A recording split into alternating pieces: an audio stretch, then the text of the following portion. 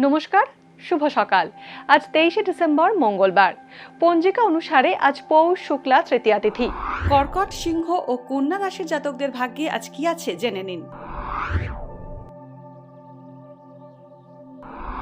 কর্কট রাশি, শিল্পীরা প্রতিভার স্বীকৃতি ও সম্মান লাভ করবেন।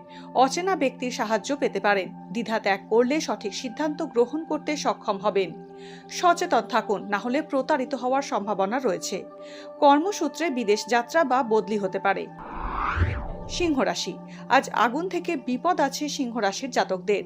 নতুন বাড়ি নির্মাণের সুযোগ আসতে পারে।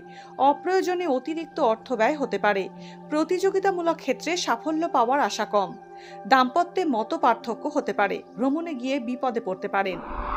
কন্যা রাশি, আইনি সমস্যার সহজ সমাধান হতে পারে। জনকল্যাণ বা সেবামূলক কাজে অর্থ ব্যয় হতে পারে। সংক্রামক রোগের প্রবণতা বাড়তে পারে। বড় ভাইয়ের ক্ষতি হতে পারে।